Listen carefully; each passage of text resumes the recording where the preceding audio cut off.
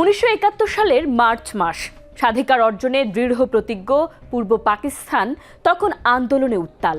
তারা বুঝে গেছেন বাঙালি জাতির অস্তিত্ব রক্ষার লড়াই আসন্ন। 25 মার্চের কালরাতে নির্বিচার হত্যাযজ্ঞের পর দেশ জুড়ে নেমে আসে শোক আর অনিশ্চয়তা। ঠিক সেই অন্ধকার সময়েই 26শে মার্চ মধ্যরাতের পরে চট্টগ্রামের কালুরঘাট বেতার কেন্দ্র থেকে ভেসে আসে অমোঘ সেই কণ্ঠস্বর।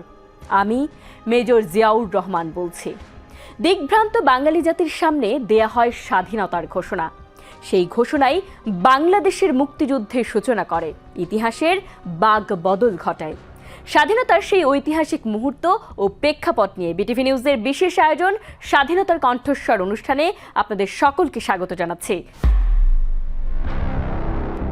1971 সালের 26 মার্চ চট্টগ্রামের কালুরঘাট বেতার কেন্দ্র থেকে ভেসে আসা একটি ঘোষণা বদলে দিয়েছিল ইতিহাসের গতিপথ। সেই ঐতিহাসিক মুহূর্তে পূর্ব বাংলার স্বাধীনতা ঘোষণা করেন তৎকালীন মেজর শহীদ প্রেসিডেন্ট জিয়াউর রহমান। শুরু হয় বাংলাদেশের মহান স্বাধীনতা যুদ্ধ। দর্শক, আজ আমাদের সাথে স্টুডিওতে উপস্থিত আছেন মুক্তিযুদ্ধের বীর সেনানী মেজর জিয়াউর রহমানের নেতৃত্বাধীন ৮ম ইস্ট বেঙ্গল রেজিমেন্টে যিনি প্রাণপণে যুদ্ধ করে বীর প্রতীক খেতাবে ভূষিত হয়েছেন বীর মুক্তিযোদ্ধা লেফটেন্যান্ট কর্নেল অবসরপ্রাপ্ত মোদাচ্ছের হোসেন খান। স্যার, আপনাকে স্বাগত জানাচ্ছি আমাদের আজকের অনুষ্ঠানে। কেমন আছেন? ভালো আছি, আপনাকে ধন্যবাদ জানাচ্ছি এবং সেই সাথে বিটিভির কর্তৃপক্ষ দর্শক শ্রোতাকে ধন্যবাদ জানাচ্ছি আজকে সুযোগ পাওয়ার জন্য, জাতিসম্য কিছু কথা বলার জন্য। নিশ্চয়ই স্যার, আমরাও আপনাকে পেয়েছি। নিশ্চয়ই আপনার কাছ থেকে আজকে অনেক গল্প শোনা হবে। স্যার, প্রথমেই আপনাকে স্বাধীনতা দিবসের শুভেচ্ছা জানাচ্ছি। এই যে আপনি ৮ম ইস্ট বেঙ্গল রেজিমেন্টে যুদ্ধ করেছেন, সেই সময় কেমন দেখেছেন স্বাধীনতার ঘোষক মেজর শহীদ জিয়াউর রহমানকে? আপনি সেই গল্পটা যদি আমাদেরকে জানান। আপনার প্রশ্নের যদি উত্তর দিতে হয় এক কথা, তাহলে বলবো একজন অসম সাহসী একজন বীর মুক্তিযোদ্ধা এবং দূরদর্শীপূর্ণ মুক্তিযোদ্ধা।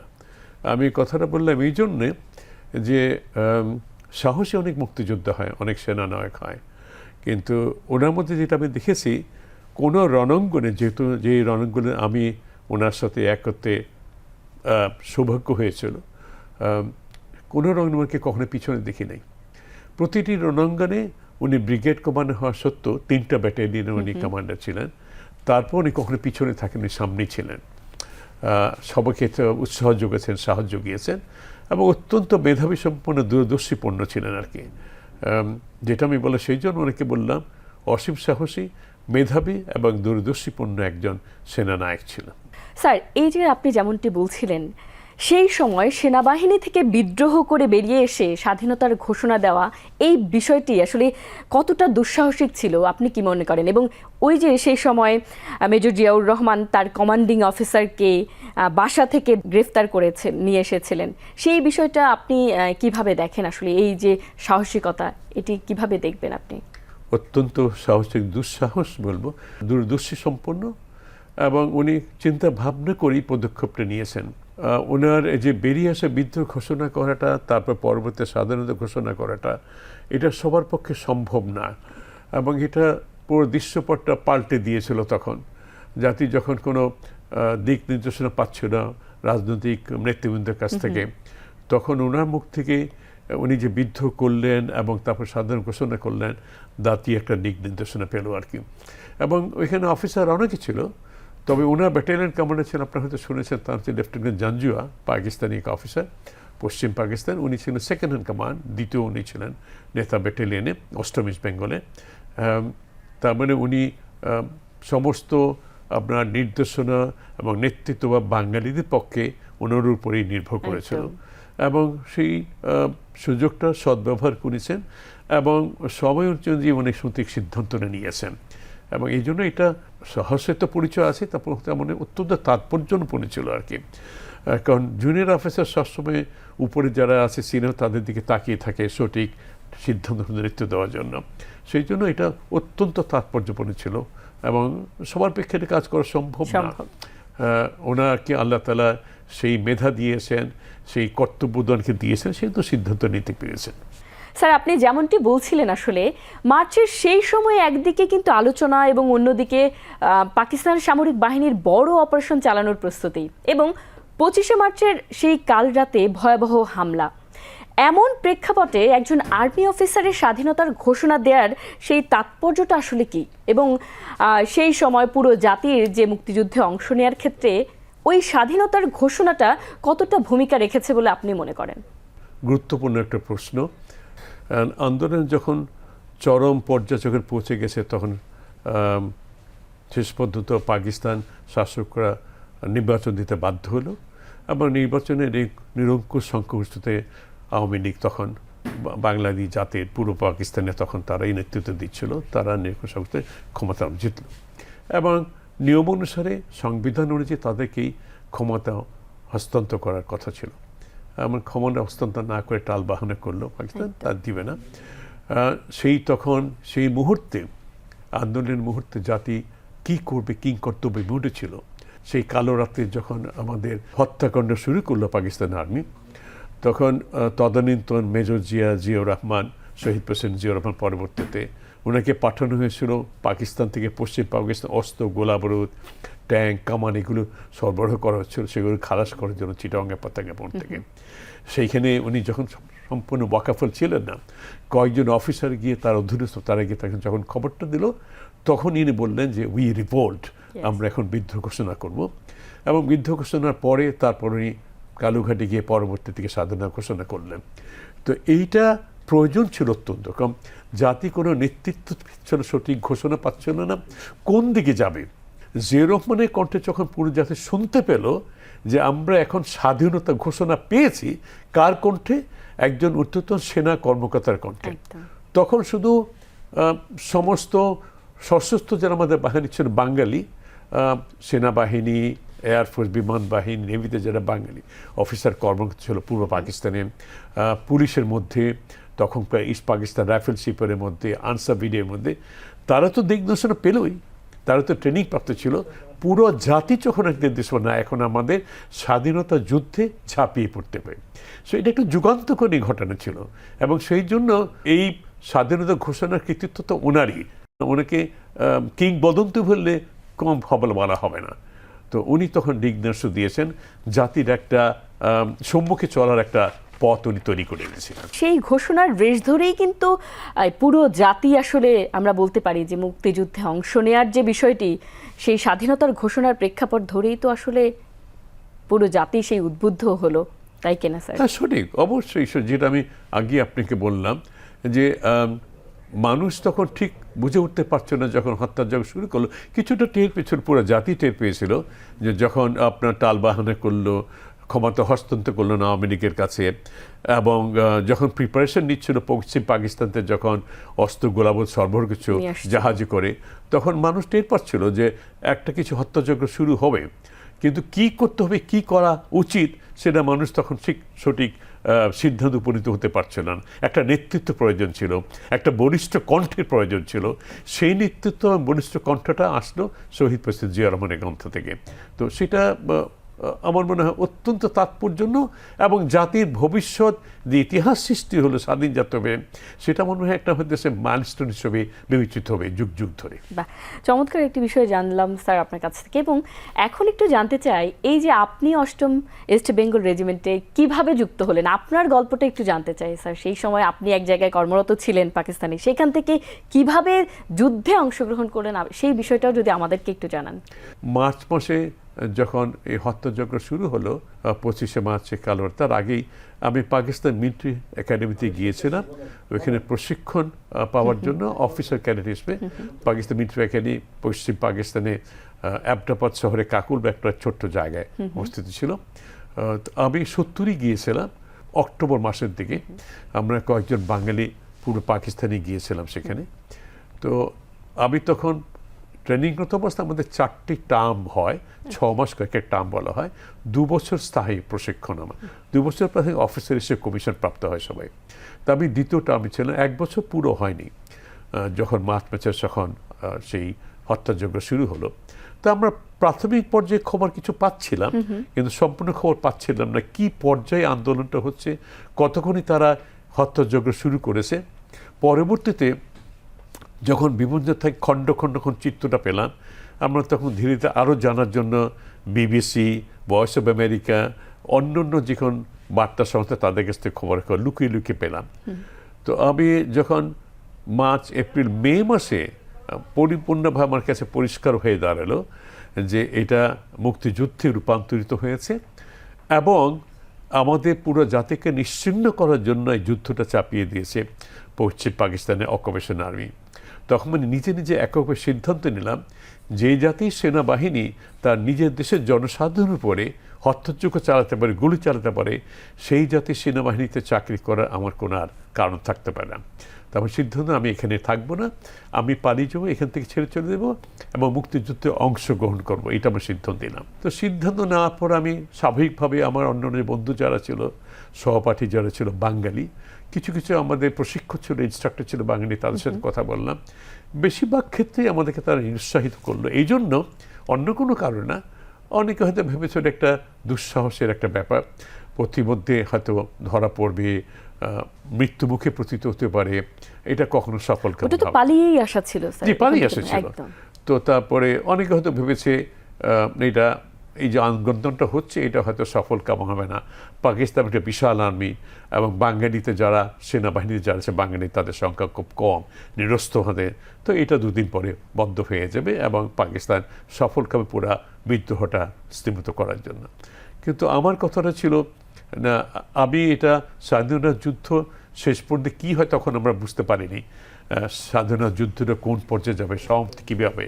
কিন্তু আমার কথা হচ্ছে যে বাঙালি জাতির উপরে তারা অস্ত্র চালিয়ে হত্যাযজ্ঞ সেই সেনাবাহিনীতে যুদ্ধ করেন, আমি অটল ছিলাম এইগুলো। তো আমি কয়েকজন সে কথা বলে অনেকেই চেষ্টা করেছি পালিয়ে আসার জন্য। আমরা কয়েকজন সেই শনিবার দিন রবিবার দিন ছুটি থাকতো, শহরে আমরা যেতে পারতাম। তখন কোনো এক শনিবার আমরা সিদ্ধান্ত নিয়ে কয়েকজনে মিলে শহরে বেরিয়ে যাবো ছুটির এই সুযোগটা নিয়ে এবং সেখান থেকে ফিরবো না, আমরা পালিয়ে যাবো যেভাবে হোক, যেভাবে পালাতে পারি। প্ল্যানটা আমার পুরোটা খুব সুস্পষ্ট ছিল না। আমরা শহরে গিয়ে 8-10 জন আমার সাথে ছিল, সবার সাথে আলাপ করলাম যে আমরা এখান থেকে বর্ডার সীমান্ত দিয়ে পার হয়ে যাবো লাহোর বর্ডারে, সেখানে না হলে আমরা হয়তো আরও নিচে করাচির দিকে যাব, সেখান থেকে সমুদ্রপথে দুবাই হয়ে পালিয়ে যাব। তো এইটাই পরিকল্পনা ছিল। আমরা যখন শহরে গেলাম ন্যাপটাপথে, তখন আলোচনার পর অনেকে একটু সন্দেহ পোষণ করলো আমাদের মধ্যে যে এটা হয়তো সম্ভব হবে না, অনেকে পিছু টানতে চলে আসলো। আমরা শেষ পর্যন্ত আমার সাথে ছিল, আমরা 3 জন ছিলাম, আমরা বলে যে আমরা যাবই। তার মধ্যে একজন ছিল লেফটেন্যান্ট কর্নেল মাহবুব, ও বীর প্রতীক আমার মতো, সে এখন বেঁচে আছে আমারই কোর্সে। আরেকজন এক কোর্স সিনিয়র ছিল শহীদ লেফটেন্যান্ট ইমদাদুল হক, বীরোত্তম ছিল, উনি শহীদ হয়েছে যুদ্ধে আমাদের 8ম ইস্ট বেঙ্গলে। তো আমরা 3 জন যখন সিদ্ধান্ত নিলাম, সেখান থেকে আমরা লাহোরে গেলাম। লাহোরে গিয়ে আমরা চেষ্টা করলাম সীমান্ত পাড়ি দিয়ে চলে যাওয়ার। তখন লাহোরে যাওয়ার পর যখন আমরা টের পেলাম, খবর পেলাম যে অনেকে ধরা পড়ে তাদেরকে মৃত্যুদণ্ডে অনেকে মেরে ফেলা হয়েছে। লাহোর থেকে তারপর আমরা গেলাম ইসলামাবাদে গেলাম। তখন আমার এক শিক্ষক ছিল আমাদের, আমি ঝিনাইদহ ক্যাডেট কলেজে পড়াশোনা হচ্ছে প্রথম ব্যাচে, তো উনি আমাদের শিক্ষক ছিলেন। ওনার সাথে আলাপ আলোচনা উনি অনেকটা আমাদেরকে নিরুৎসাহিত করলেন, ভালোবেসে স্নেহের কারণে উনি বললেন না আমার মনে তোমার ফেরত যাও। তো আমরা অটুট ছিলাম যে না আমরা যাব না। তো সেখান থেকে আমরা করাচিতে চলে গেলাম। করাচিতে গেলাম এই জন্য, করাচিতে আমাদের যে সিনিয়র ছিলেন শহীদ হইলেন লেফটেন্যান্ট হক, উনি আগে এয়ারফোর্সে ছিলেন। ওনার কিছু বন্ধু বান্ধব ছিল, তাদের সাথে দেখা করার জন্য ওনারা আমাদের একটা জায়গা করে দিলেন এয়ারপোর্টে। সেখানে কিছুদিন পালিয়েছিলাম। সেখান থেকে আমরা নদীপথের সমুদ্রে পালানোর জন্য অনেক চেষ্টা করলাম, সেটা সফল হয়নি, কারণ অনেকে ধরা পড়ে গেছিল। তো আমরা হচ্ছে সময় তো পার হয়ে যাচ্ছে, আমরা দেরি করতে পারবো না। তখন আমরা সিদ্ধান্ত পিআইতে করে, পাকিস্তান ইন্টারন্যাশনাল এয়ারলাইন্স, সেটা কিন্তু আমরা পালিয়ে যাব। তো দুঃসহ ব্যাপার ছিল একটা, কারণ হইতেছে আমাদের তখন মধ্যে আমরা শুনেছি যে আমাদের ছবি সমস্ত এয়ারপোর্টে সিপোর্টে সার্কুলেট করা হয়েছে। তারপরে যে ধরা পরিবার না পাওয়ার কোনো উপায় নেই। তো আমরা এয়ারপোর্টে, আমাদের অবাঙ্গালি কিছু লোক ছিল পূর্ব পাকিস্তানে বাস করত এবং তারা যাওয়ার কথা ছিল, তখন তাদের টিকিটটাই আমরা কিনে নিলাম চড়া মূল্যে, আমাদের বাড়ি তার সাহায্য করলো। ছদ্মবেশে তখন প্লেনে উঠে পিআইতে করে আমরা ঢাকা নামলাম মে মাসের শেষের দিকে। ঢাকায় 1 রাত্রি ছিলাম আমরা। 1 রাত্রি থেকে আমি, বাবা মা, আমার ভাই বোন সবাই ছিল, কারোর সাথে দেখা করিনি আমি। ওইখান থেকে আমরা পরের দিন পায়ে হেঁটে আগরতলা পার হয়ে ইন্ডিয়াতে গেলাম এবং সৌভাগ্যবশত সেখানে প্রথম যার সঙ্গে সাক্ষাৎ হলো শহীদ প্রেসিডেন্ট জিয়া রহমান। কেন জানি না, উনি আমাদেরকে দেখে আমাদেরকে নিয়ে গেলেন, আমাকে বললেন তুমি আমার রেজিমেন্ট 8 বেঙ্গলে তুমি যোগদান করে সেখানে যুদ্ধ করবে, জেড ফোর্স যেটা প্রেসিডেন্ট জিয়ার যে ব্রিগেড ছিল তার আন্ডারে।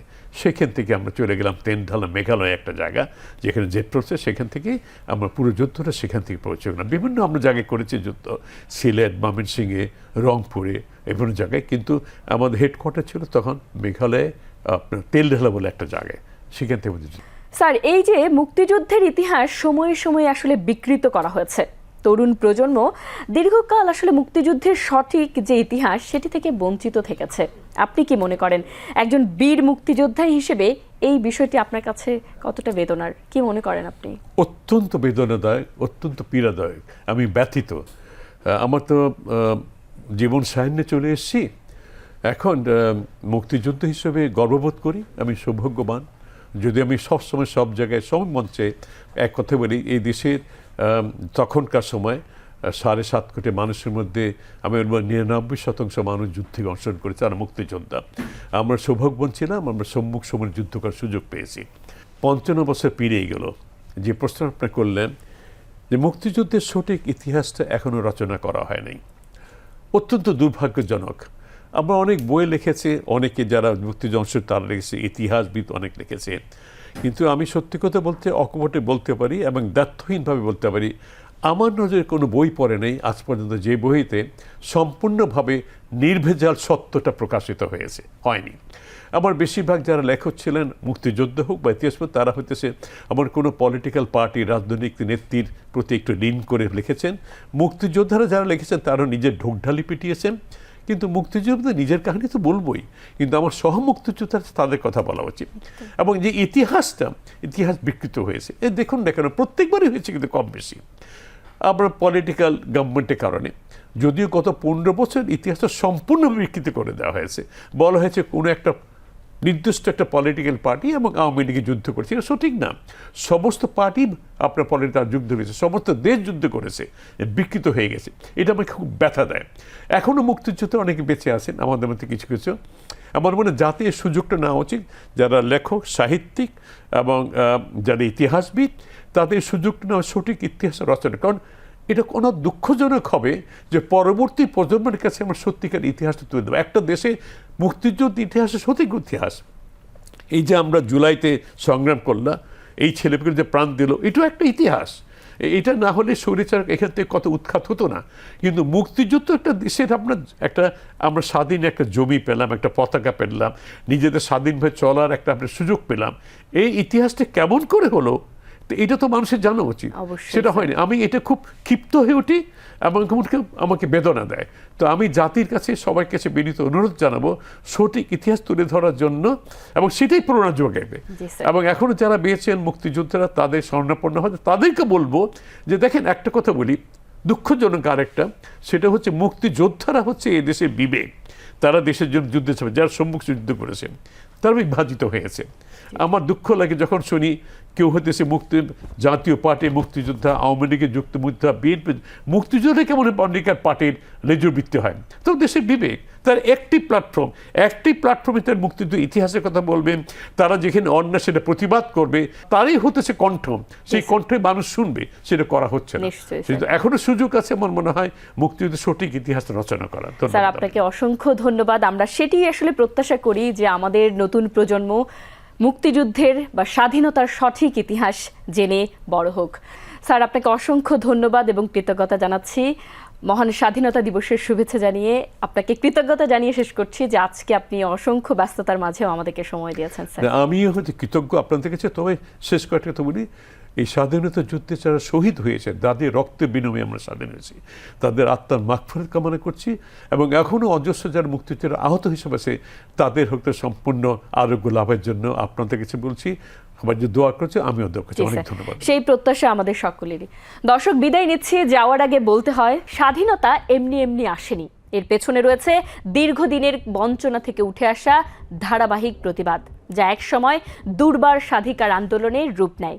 রাজনৈতিক নেতৃবৃন্দের অবিস্মরণীয় অবদান, লাখো শহীদের আত্মত্যাগের গল্প, আছে ভয়াল এক কালরাত, আর ইতিহাস বদলে দেয়া স্বাধীনতার ঘোষণার সেই ঐতিহাসিক মুহূর্ত। ইতিহাসের আপন আলোয় সেসব অবশ্যই প্রস্ফুটিত হবে, কারণ সঠিক ইতিহাসই ভবিষ্যতের পথ দেখায়। সবাইকে স্বাধীনতা ও জাতীয় দিবসের শুভেচ্ছা। আল্লাহ হাফেজ।